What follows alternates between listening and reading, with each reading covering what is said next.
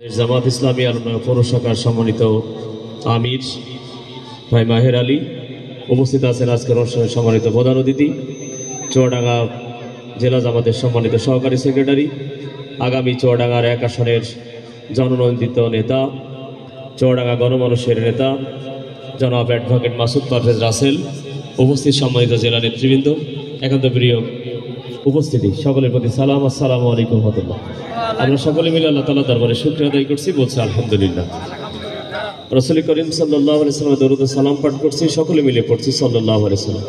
সম্মানিত উপস্থিতি, বাংলাদেশ জামাত ইসলামী কথাকথিত যে রাজনৈতিক দল, সেই রকম রাজনৈতিক কোনো দল নয়।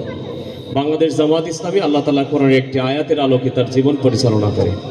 আল্লাহ তাআলার কাছে আমরা মাঝে মাঝেই দোয়ার সময় বলি, রব্বানা আতিনা ফিদ দুনিয়া হাসানাতাও ওয়া ফিল আখিরাতি হাসানাতাও ওয়া কিনা আযাবান্নার। আল্লাহর কাছে বললি, আল্লাহ তাআলা আমাকে আখিরাতে তুমি যেমন ভালো রাখবা, দুনিয়াতেও তেমনি আমাকে ভালো রাখবা।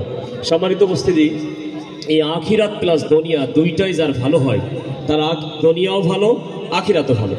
আমাদের দেশে যারা দেখি, যারা দুনিয়ায় অনেক ভালো, 54 বছর দেশ পরিচালনা করলো, এনাদেরকে যদি আপনি আগে দিয়ে বলেন একটু নামাজ পড়ান, একটু জানাজা করান, একটু মানুষের জন্য দোয়া করেন, দেখবেন তারা পারে না।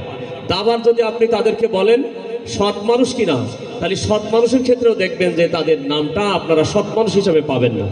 সম্মানিত জামাত ইসলামী এই রাজনৈতিক পরিবর্তন চাই।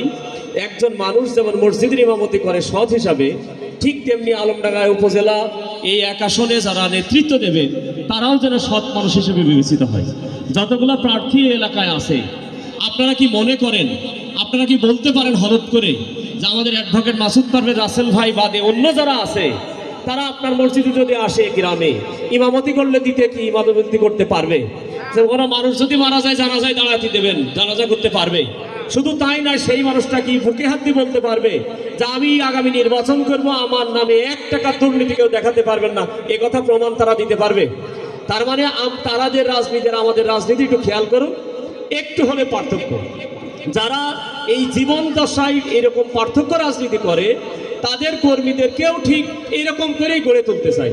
সম্মানিত উপস্থিতি, আমরা যারা এখানে উপস্থিত আছি, আমরা যেমন একটি ধর্মে বিশ্বাস করি, ঠিক তেমনি এই দেশটা একটি সুন্দর দেশ হোক, এই দেশটা একটি দুর্নীতিহীন দেশ হোক, এই দেশ থেকে বৈষম্য চলে যাক, এই দেশের সকল মানুষ সমান অধিকার পায়, এরকম একটি বাংলাদেশ গড়তে হলে যারা দুর্নীতি করে না, রাহাজানি করে না, আল্লাহ বিশ্বাস করে, মানুষের অধিকার প্রতিষ্ঠা করতে চায়, এরকম লোকের নেতৃত্বে যদি আপনারা না দেন, বিশ্বাস করুন আপনাদের ভাগ্যের কোনো পরিবর্তন হবে না। আগামীর এই নতুন বাংলাদেশ গড়তে অ্যাডভোকেট মাসুদ পারভেজ রাসেল ভাইয়ের নেতৃত্বে আগামীর এরকম বৈষম্যহীন, চাঁদাবাজহীন সুষ্ঠু নির্বাচনের মাধ্যমে একটি গণতান্ত্রিক সরকার আসুক, যাকে আমরা সকল মানুষের অধিকার প্রতিষ্ঠিত করতে পারবো। এরকম একটি সরকার প্রতিষ্ঠা করতে আমরা কারা কারা চাই? চাই তো ইনশাল্লাহ। সম্মানিত উপস্থিতি, এই এলাকায় আমরা মানুষ কম আছি, কম মানুষ বসবাস করে। খেয়াল করবেন, ঢাকা বিশ্ববিদ্যালয় ছাত্র শিবির সেখানে ছোট্ট একটি অংশের ক্ষমতা গ্রহণ করেছেন, নেতৃত্বে এসেছেন।